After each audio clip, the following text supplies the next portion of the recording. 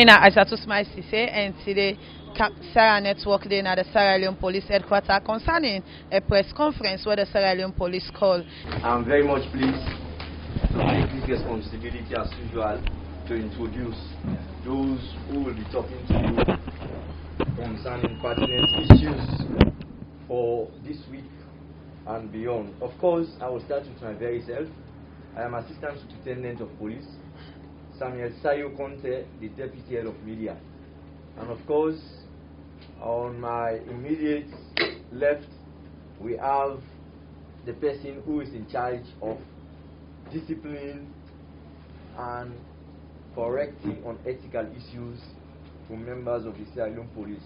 He is the Acting Director of Professional Standards, Chief Superintendent of Police, Manfred Williams.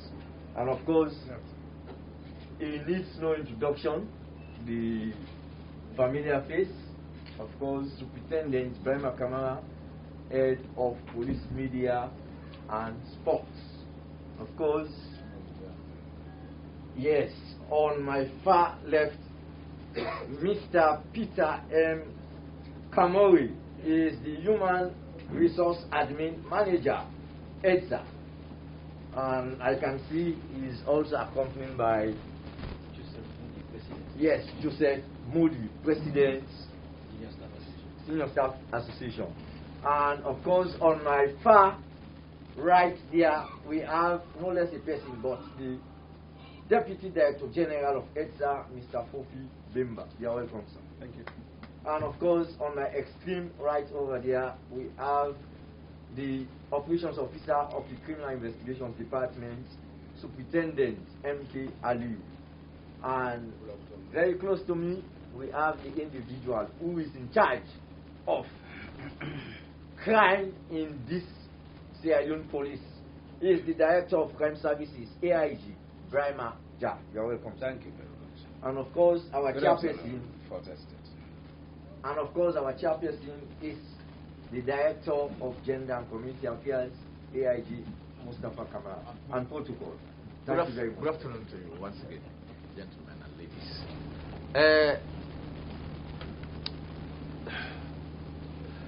Gentlemen and ladies, we all know why we normally think of having you in our midst. Because you are there to entertain. You are there to get us informed and to educate. You know, virtually, while the process or those three processes are going on, you get one or the other as you get along. You can either inform me or you educate me, or rather, you can entertain me as well as it is. So as it is, headquarters, we have a responsibility. This is all about accountability. We have respect for your rights and dignities. We have as one of our core values, and we continue to have it since the day we started having our strategic plan, to make sure that at least those ideals are respected. That is your rights and dignity. And this is just one of your rights, at least. To make sure that at least we are accountable to you. You are the people that we serve. You are our customers, as it is. So this is basically why we are here. It has been, I think, quite a while since last we met, and it is all about what has happened so far. Yes, we need to meet members of the community, to talk to them, to tell them that this is what has happened. You know, as it is, this just reminds me of a very, very popular event that took place quite recently, just about a week ago. It has never happened for a police to undertake a retreat somewhere, that is at Toke. We went to Toke. We had about 3 days retreat there. We are in all police officers, starting from the IG himself, right down to heads of departments, for us to meet in a secluded area to recount on our policing services we've at least done to you people, to see where there are gains that we have made so far, the failures, the challenges, to recount on them so that at least we brainstorm so that those failures would never recur in our lifetime as it is. And this is a very, very, grand occasion. It was opened by no less a person but the president himself. He was there, and we had the Minister of Internal Affairs, who was one of those who gave address. of course, we had the Minister of Internal Affairs, we had the Deputy Commissioner of Anti-Corruption, he was also there. We had people from the Ministry of Lands, because as it was, really, we realized that even when it comes to matter of operationalization, we normally have conflicts with other, MDAs, especially in the area of operations. So we thought it necessary at that point that we need to come together to avoid such conflicts, especially when we are performing our duties out there. So that was more the reason why we decided to hold that retreat. And of course, it started on the 11th, and it ended on the 13th. You know, we had, of course, the Chief of Defense Staff. He was also there, because you must have been hearing about conflicts, between our personnel, that's the military and the police. What do we need to do so that such occurrences will not recur? Will not take place again in the future? Of course, we learned a lot. Those lessons learned, how we could add value to them so that it will help in our present-day policing. That was the essence of the retreat. It was led by no less a person but myself, and it ended well, very, very peacefully, as it is. So today, as it is, you must have heard, again, this is all about recounting. What have we done? Again, here, these are issues we've streamlined for today's discussion. One is, recently, you must have heard about an incident involving electricity, consumption, electricity, equipment, etc., etc. But I will just preempt you. The details will come. And on that note, I will now hand you over to my colleague, Mr. Brahmaja, to give us an update on this event or this incident. Thank you, Mr. Moderator.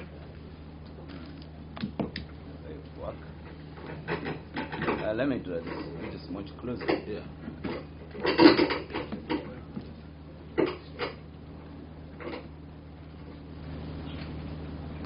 Good afternoon, members of the Fourth Estate.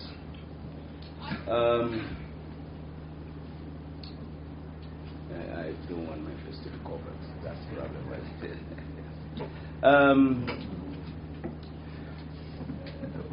I'm pretty sure we have all been hearing of transformers being destroyed, being stolen. I must confess that this is the first time ever to have heard from anywhere world over that people would deprive their own communities. The state, the government, is spending huge money. If you look at competing priorities to order transformers so that communities will benefit from electricity. And so for people to go on destroying it, some disappeared.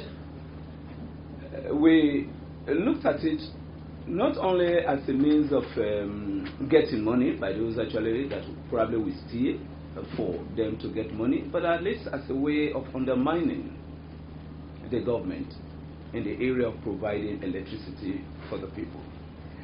And so measures were put in place to see how we'll be able to address that. And in addressing it, we worked on the intelligence received on Saturday. Actually, I led a team and coordinated the others. We visited based on the intelligence houses of some workers of EDSA, because the intelligence led us to touch on certain areas. The intelligence indicated that theft and sale of transformer panels, and that is not even a new story. So we are giving intelligence on the theft and sale of transformer panels, theft and sale of ESA cables and poles and EGTC materials, unauthorized dedicated connection to business entities, and several other malpractices. I was therefore tasked as the Director of Crime Services by the Honorable Inspector General to oversee the operations concerning the headings I've actually presented to you. So I led a team to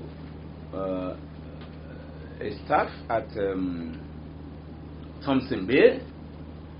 At Thompson Bay, there we discovered, as you can see him pointing, he's called Hassan Papa Conte. He's pointing at the items we discovered. We discovered actually prepaid meters,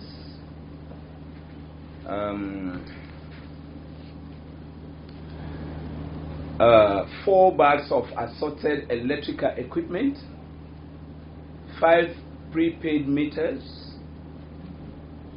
2 completely new, and written on it ELSA property, 8 old Apato prepaid meters, 3 cartoon changeover fuse, 3 installation bars, assorted lines, and assorted pin cuts. That we discovered there. He was asked why he was in possession of those. He told us that in fact they were used and they were meant to be taken to ELSA office, but he has not been able to take them. But this is, then I told him, but this is the office you go there to work every day apart from Saturday and Sunday probably if you have a weekend. And some of these things you are saying, they have been with you as old as a year or 2. Yet you cannot take them there. So we put them in the bag and brought it to CID headquarters, where he was asked actually to point finger at them and then snapshot of him taken. The other area they visited was Samir Koruma of number 2. He is actually 2 Thompson Bay off Wilkinson Road, Freetown. And Samir Koruma, number 32, up of Phillips Street, Wellington, is a lineman. This Hassan Papa Conte is a senior technician of ETSA. This Samuel Koruma is a linesman of ETSA. There they discovered 16mm and 25mm aluminium cables, 16mm copper cables.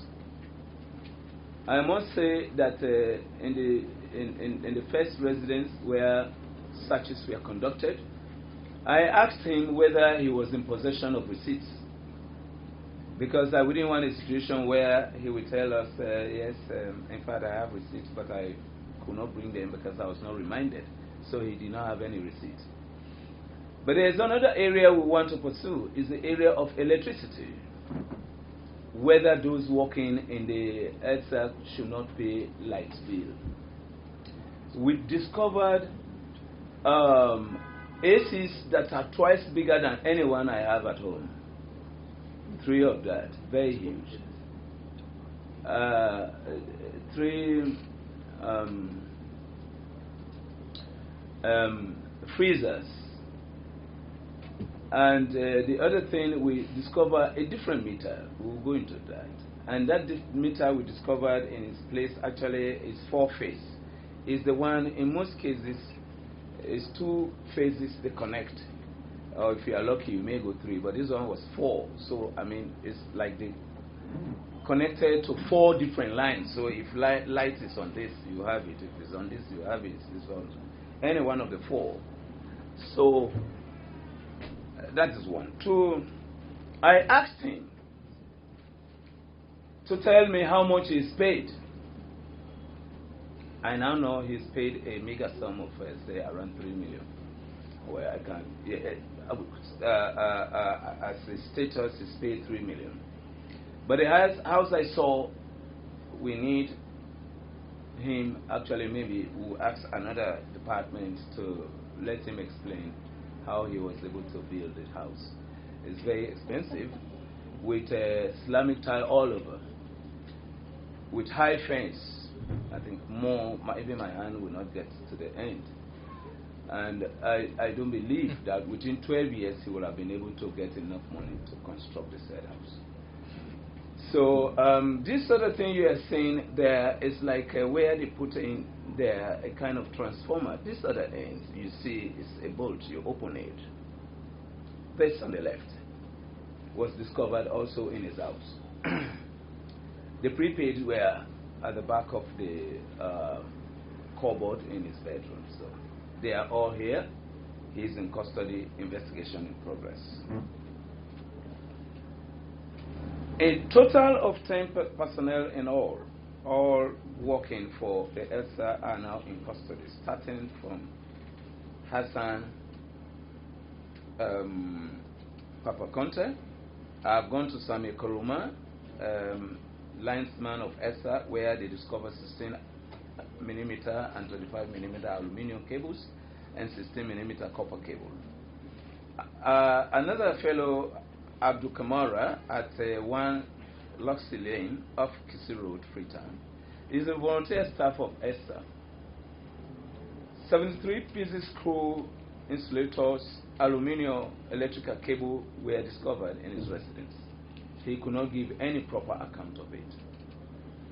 There is Francis Bangura, a storekeeper of ELSA. He's somewhere at Urugu New Site area. His residence was searched. Changeover switch was discovered. Prepaid meter keypad, electrical breakers, ELSA printing machine markers, HP, and 1 pistol was discovered with assorted cables. The pistol was discovered, and so in addition to what we are investigating, touching and concerning ELSA, he is in also for unlawful possession of firearm. So I will let you understand that. There is a Samir Kanu of 6 Richard Street, Grafton. We have not been able to get anything of police interest from him yet in his residential site. There is a Christopher Nicol of number 5 Maya Drive, Femitona Godrich. He's a storekeeper of ELSA. They discovered 43 electrical household fittings in his residence. There is a Mohammed Jabati, Old Haja Famata Wellington. Nothing at his residence was discovered. So also there is a Fode Isa, an engineer. Nothing was discovered. Dauda Kamara, engineer. Nothing was discovered. But you must not be happy that we have not discovered anything yet. The evidence is again pointing at an individual with some information we are working on that used to go to the substation at Blackwell Road, where coppers and other things were sold to him. We have his name. We are working on the details. And some of these names that actually nothing has been discovered have been linked to working with him. And so the investigation will go further on that. We also brought in the proprietor of So Young Water Company, because it was said that some of these establishments were given undue advantage regarding electricity, and transformers were sold to them. So that too, we are working on it.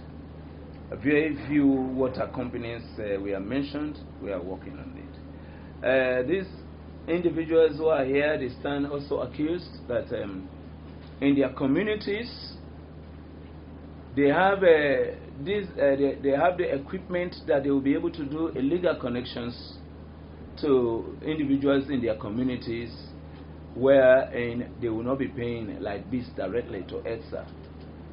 On the contrary, they will be actually getting some amounts from them, while they will be benefiting, the state actually will be losing. So that is again another line we are working on it equally.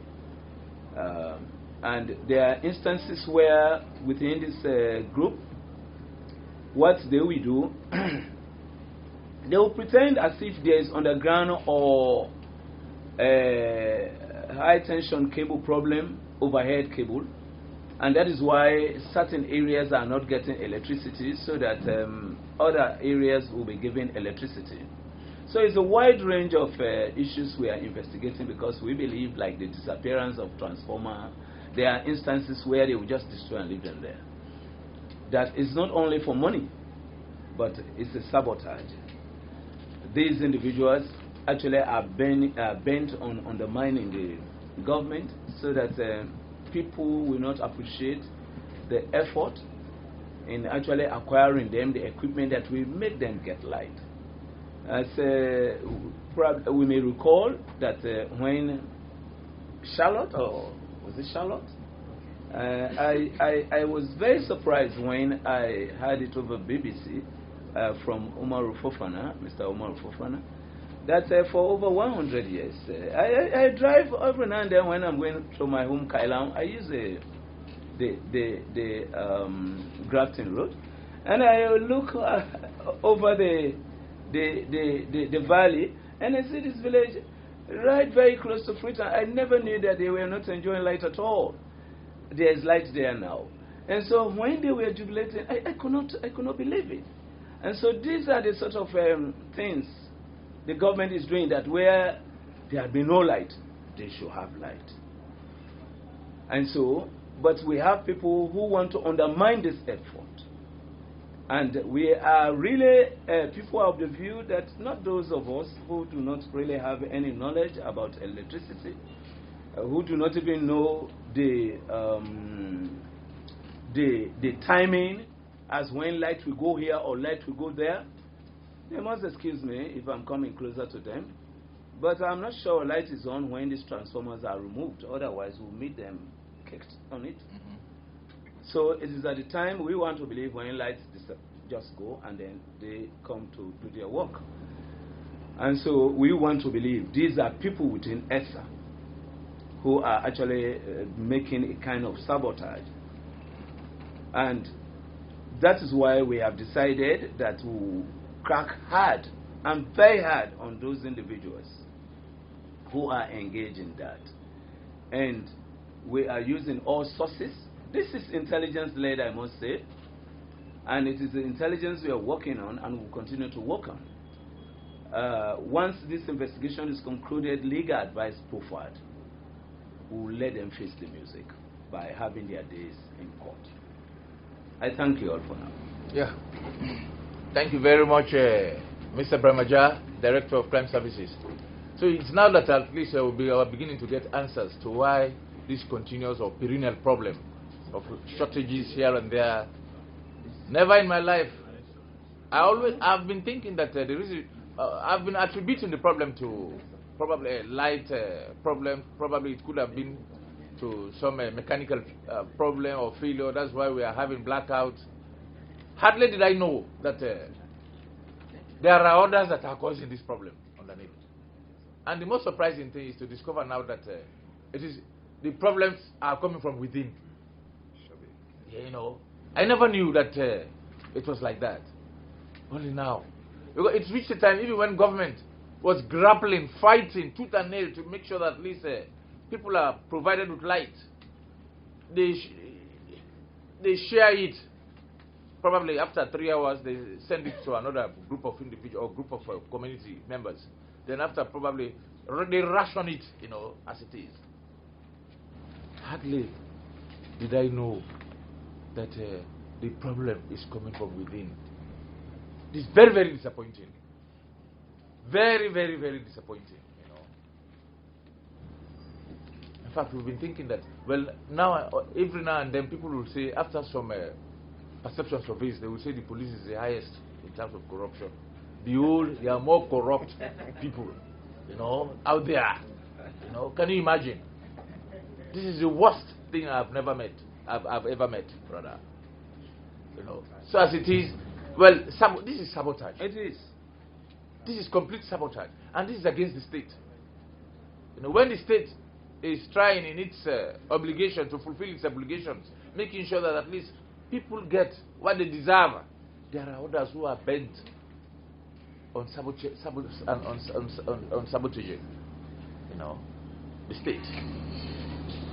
So it's rather unfortunate. It's very, very unfortunate, very, very disappointing, to hear this.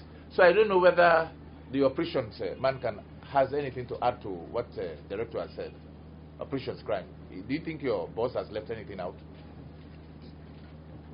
Yes. Okay. The only issue is to inform the House that. Can you use the mic? Yeah, close. Yeah. You can change over the seat. Yes. Go to the other side. Good afternoon. To what my boss has said, I just want to inform you that this is ESA Part 2. ESA Part 1 is now with the Law Officer Department for legal advice. What I call ESA Part 1 is the theft of a pole-mounted transformer that was miraculously missing at Cemetery Road, Adonkia, up Peninsula Road, Freetown. We have investigated the matter. Certain people were implicated, but by procedure, we cannot charge. We have sent the matter to Law Officer Department for legal advice. That's my take. So this is ESA Part B. Part 2, yes, exactly. Okay. Yes, Yes, Director. Yes. So the Ministry of Energy, being the key ministry responsible for nationwide electrification, went ahead a few years back to create a unit called, it's actually the background I'm giving you. We went ahead to create a unit called ESA Distribution Supply Authority, ESA. Electricity Distribution Supply Authority, ESA. At the same time, created another unit called Electricity Generating Transform Corporation, EGTC, serving as pillar to the Ministry of Energy in the distribution of electricity nationwide. So these two units have their separate directors and personnel. So it has also been observed that over time the ESA do recruit, and this is the frightening area, and we will be actually making observations known. So it has been observed that this ESA do recruit workers without putting them on payrolls.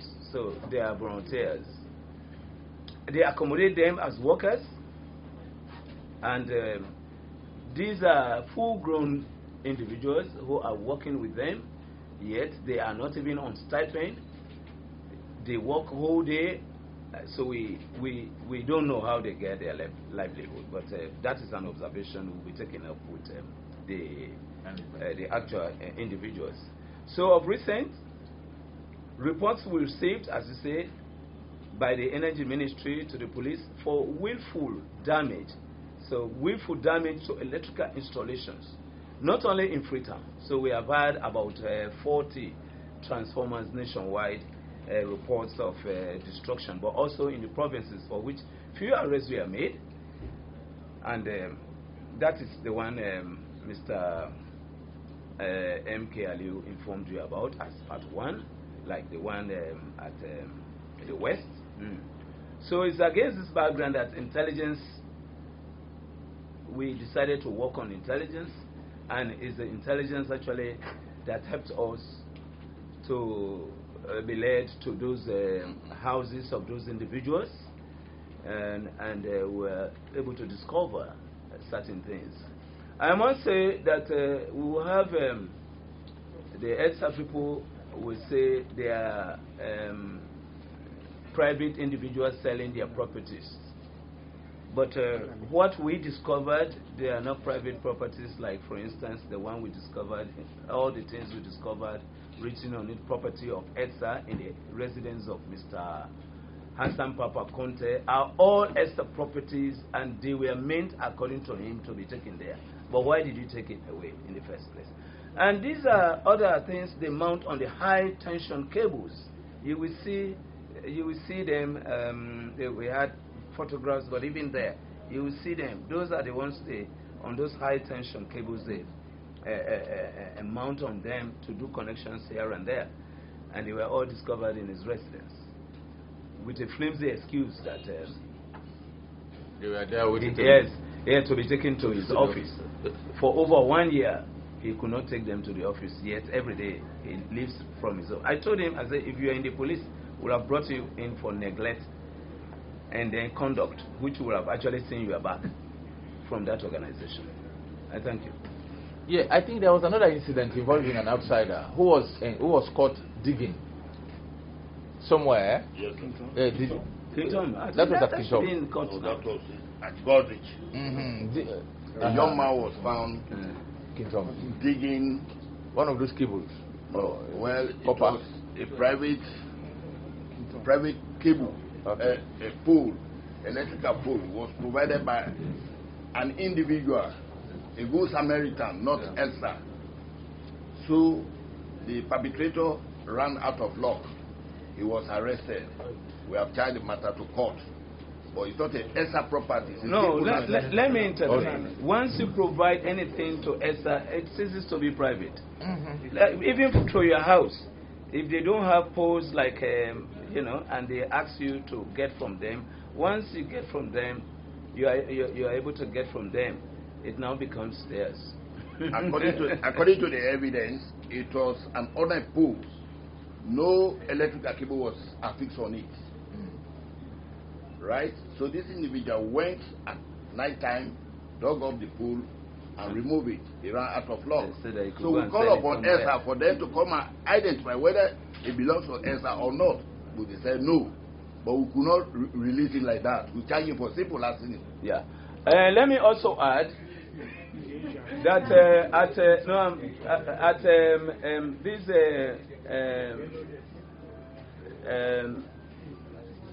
these people who go on buying scraps, we have a vehicle at CID headquarters.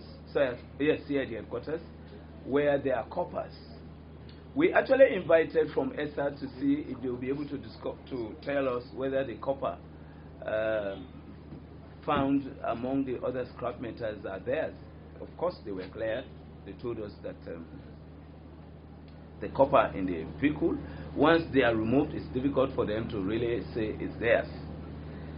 But the intelligence we have is pointing at a set of people buying for a set of people that touches very close to the owners of the said copper. And that is why we have not released that one.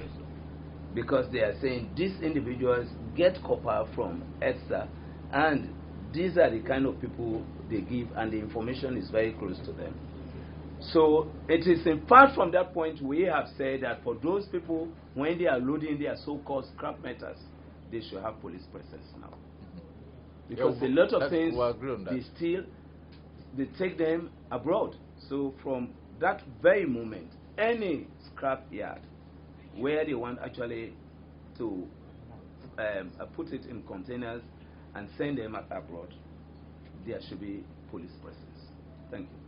Yeah, thank you very much. And I think it's as a result of that discovery that one police officer was promoted instantly. Yes, the one yes. That was. Yeah, at Kizom. Yeah, this is just for you to know how enmeshed we are when it comes to matter of service delivery. As long as the individual has been able to do something, we motivate you. That was how he was able to get his promotion. There and then he was promoted to sergeant. So can you imagine? Every day we work, 24/7. Every day the police they work. Never when they work. For make sure when I go to bed with both eyes closed. Yes. The snow, why we sit out? What I tell you, very slow. Why should we labor? Down there. So now let's come to this other. The second item here on the agenda. That's in the person of CSP Manfred Williams to give us an update on professional policing standards. With your permission, Mr. Chair, good afternoon, everybody. Good afternoon, Professor. I'm like the earlier mentioned in the last paragraph. The man who was. It is not working. You know it work? It's okay. The man who was promoted, we call that one positive discipline. In dealing with our personnel, if you go against the code of ethics, we discipline. Likewise, if you do a very good job, they also discipline you positively. That will impact on others. for them to work professionally, like the first man has done. Let me bring you back to what I want to tell you. Yesterday at this time, there was some scuffle at the parliamentary sittings at Leone. Really, we were called to provide security. And in providing that security, one of our personnel misbehaved himself because he did not act professionally to bring him to book for assaulting one of the honorary remainers. That is using a pepper spray on somebody, which was not supposed to do. That person was Inspector Mohammed Agama Kamara of the OSD unit. Is now under our investigation. We want people to know that even Agama Kamara, we want people to know, even in our line of duty, we want you to be professional, because we are the eyes of the country, the police. Because whatever you do, there must be a story. We have to tell a positive story about the police in our actions. So we think we should bring this to your notice. And there are several other disciplines we are doing. Taking our personnel for training. And because of this act, even though we are going to discipline him negative, we might as well take him to study, we'll take him to the training for him to act professional in the future. But we are investigating presently. Thank you very much. Thank you. Sharp. Yes.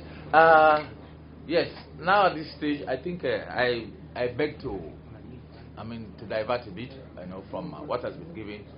My colleague on the right-hand side just pleaded with me at least to give him an opportunity to say a few words. He's the Deputy Director General of EDSA. So please listen to him. Thank you very much, sir. Ladies and gentlemen, good afternoon. My name is Fofi Bimba. I'm the Acting Deputy Director General at EDSA. I may quickly just want to add and say a very big thank you to the police. Quite honestly, not only the police, but the entire security sector for the work being done. This issue of theft, vandalism or sabotage, quite honestly, it's not only an EDSA issue, but actually a national issue. And to that point, our hats off to the entire security sector. We thank them very much. It is a problem that the management had recognized, and definitely we reached out to them. We need more help to solve it. I think my only message here is, as an authority, as a management, we are committed to support the investigation, the police, or the security sector. We'll be very open. We'll continue to make avail any of our staff that is called for statement or whatever there needs to be. And it's imperative for us to note that definitely the work they are doing has been of great help. I must also add that the community, at the community level, folks are also being involved. Quite honestly, we can't leave this all to the security sector. I think it has to be a combination of both us as citizens and the security. We must help them. When you see something, it's important to say something. It's only through that we'll be able to solve the problem. So definitely on behalf of the DG that's not here and the entire staff at EDSA, we say thank you to the security sector. And I just want to emphasize that we are committed and we'll make our avail to the police, any individual that needs to give a statement or that needs to talk or to help them in their investigation. We need it. It must be done, and we thank you for doing it. To the Fourth Estate, it's a partnership. I think we're going to need you guys as well as you go out there in educating the masses. They need to understand.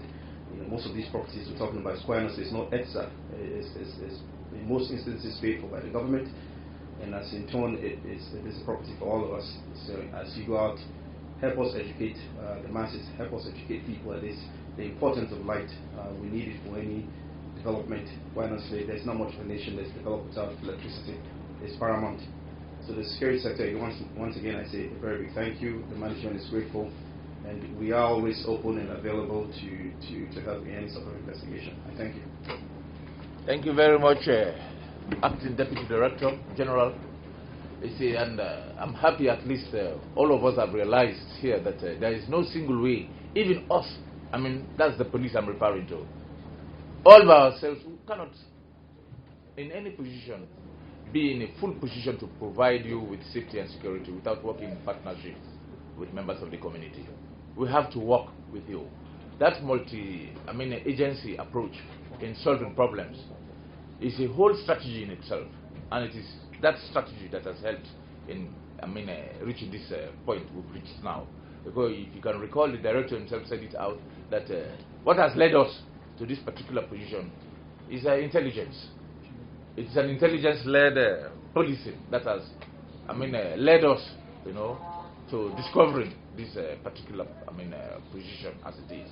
So, you, the fourth estate, you have a responsibility too, even by disseminating this information to people, out to outsiders there, has a role to play in their lives. At least by telling them that this is what has happened, it gives the individual a sixth sense to say, if this happened, or if I do this, this will be the consequences. If I encourage anybody or seeing the act itself being committed without me informing those that are concerned, then in itself that also is an offense or in itself. So, but by doing it, by you performing it, by you contributing in that respect, has also made life comfortable for each and every one of us here. So as it is, there is a third item here on the agenda. This is an update to be given by Media One himself. So please, that's the last agenda. That's the last item. Then we will come in now for question and answers. Thank you. Thank you, sir, and good afternoon. Of course, we are all aware of the fact that several times people have been breaching this CBD. When I say the CBD, I'm talking about the Central Business District. Even where we launch operations, people still come to the CBD. I want to pass this information. You're a journalist, brothers are out there, your sisters are out there. With effect from today, if you attempt to breach the CBD, you are going to be arrested. And if you are arrested, you are going to be asked to pay money to SLRS. And quite apart from that, your motorbike is also going to be impounded, and then you have to pay before that one is released to you. This is very clear, and you have made it very clear. So please, please, please, if you are a journalist, you have your brothers out there, let them know that nobody is going to be allowed to breach CBD. If you are not supposed to come in there, don't come in there. We know all the tricks, we know all the tactics you have been using, we know everything that they've been doing. We discussed those ones lengthily today, and we know how they operate. So go and talk to them. Don't call me. Don't call anyone within the police. If you are caught, you are caught. It is very serious. If you are caught, you are caught. And you must suffer the penalty. So this is done and dusted. And then the second one has to do with sport. Sometimes we have to let people know that the Salon Police is a very big institution, and we've qualified for the Premier. We've been struggling for a very long period of time, but we've qualified for the Premier. And on Friday we're going to start. We're going to play our first game in the Premier. We're going to be playing against East End Tigers.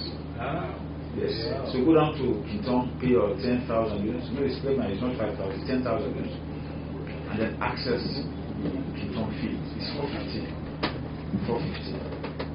And then, of course, the issue with regards to Hastings, of course, you're all aware of that one as well. It's already been extensively discussed on social media as well as traditional media. I don't want to go back to the records, but the fact remains the guys who were involved, allegedly involved, they have now been suspended. And then they've now been suspended, and secondly, they've been put on administrative as well as criminal investigation. Administratively, like we had the man who was seated there before I came. We normally do what we call internal investigations. We have the CBI, so they have to go through that one. That one is administratively. And then secondly, no law says you must kill somebody. So even if it's an allegation, we have to investigate that allegation. The law says when an individual kills another individual, means allegedly, otherwise it is homicide. homicide cases, we have to investigate them. And when they're investigated, if there is a case against you, then we have to make the determination whether it is manslaughter, whether it is suicide, whether it is infanticide, whether it is murder. So for now, we're talking about homicide. Understand? Somebody has killed somebody allegedly. So we are doing that investigation, and then whatever comes out of it, we're going to be informing you as we move along. And of course, the IPAM incident, I normally say it's a matter that is already solved to UK. In other words, it is within the confines of the courtroom. I've been given a contrary information, but I haven't confirmed that one. So because it's now solved to UK, I don't want to be seen to be brought for contempt of court. So let's say that matter is now in court. So whatever you want to say, the matter is in court. So if I'm asked to give some updates, I think this is going to be convenient conference. Thank you very much. And una sef don listen to waiting the Director of Crime Service AIG Brian Maja talk about some issues where then they on investigation we get for deal with EDSA, and also now don't get another update from the Sierra Leone police. Mina Aisatu Smaisi say until we meet again to another press conference, I say tata.